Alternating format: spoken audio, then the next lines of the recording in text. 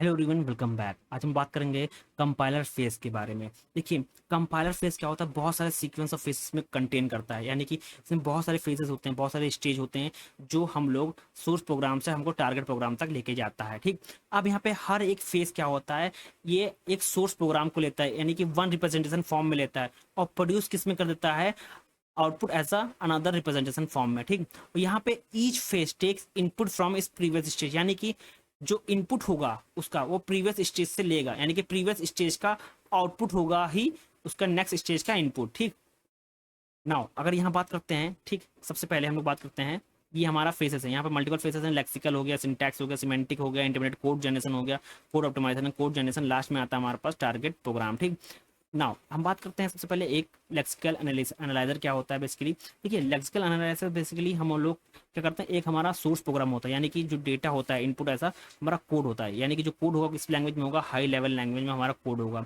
ठीक, अब वो क्या करेगा, इस पूरे कोड को क्या करेगा, स्कैन करेगा। कौन सा स्टेज करेगा scan, lexical analyser. Lexical analyser हम यहाँ पे लिख रहा हूँ, लेक्सिकल एनालाइजर यहाँ पे कोड को क्या करेगा, लेक्सिकल एनालाइजर बेसिकली कोड को क्या करेगा, स्कैन करेगा।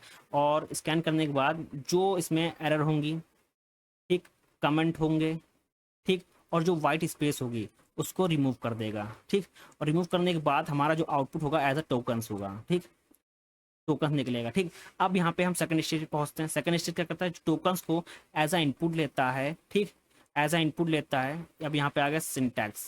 ठीक, सिंटैक्स क्या करता है, एज अ टोकन्स को क्या लेता है, एज अ इनपुट लेता है और ये कन्वर्ट कर देता है किसमें, पास ट्री में।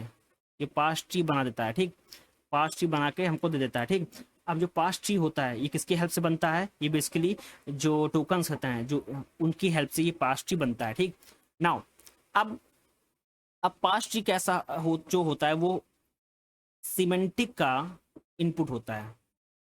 ठीक, अब सिमेंटिक बेसिकली वर्क कैसे करता है, अब हम लोग इस स्टेज पे पहुंच गए हैं। ठीक, अब सिमेंटिक का काम ये होता है, जो ट्री बना है अब ये चेक करेगा वो जो ट्री बना है वो रूल्स को फॉलो करके बना है, आइडेंटिफायर को, जो आइडेंटिफायर इसमें इस्तेमाल किए गए, जो एक्सप्रेशन इस्तेमाल किए गए वो सही हैं, उनका रूल्स और जो रूल्स हैं वो करके बनाया गया है कि नहीं बनाया गया है। ठीक, अगर नहीं बनाया गया है तो उसको वहाँ रिजेक्ट कर देगा, अगर उस रूल्स के हिसाब से बनाया गया है तो वो आगे पास कर देता है। ठीक, नाउ अब जो हमारा सिमेंटिक एनालाइजर होगा वो बेसिकली क्या होगा, एक ट्री बना के यहाँ पे देगा हमको। ठीक, जो होगा वहाँ ट्री बन के यहाँ पे आएगा। ठीक, अब ट्री बेसिकली जाएगा, किसका इनपुट होगा, ट्री हमारा इनपुट होगा किसका, इंटरमीडिएट कोड का, इंटरमीडिएट कोड का। ठीक, यानी कि हम लोग इस स्टेज पे पहुंच चुके हैं, इस स्टेज पे पहुंच चुके हैं।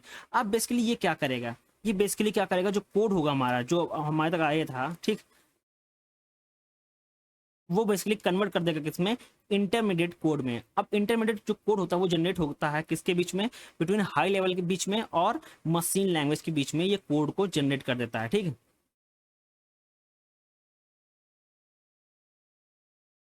अब बेसिकली क्या कर देगा, ऐसे कोड में ये कन्वर्ट कर देगा। अब ये कौन से कोड में कन्वर्ट करेगा, बेसिकली ये जो हाँ, जो इंटरमीडिएट कोड होता है वो कौन सा कोड होता है, बेसिकली ये बेसिकली जनरेट होता है किसकी हेल्प से, बिटवीन हाई लेवल और मशीन लैंग्वेज।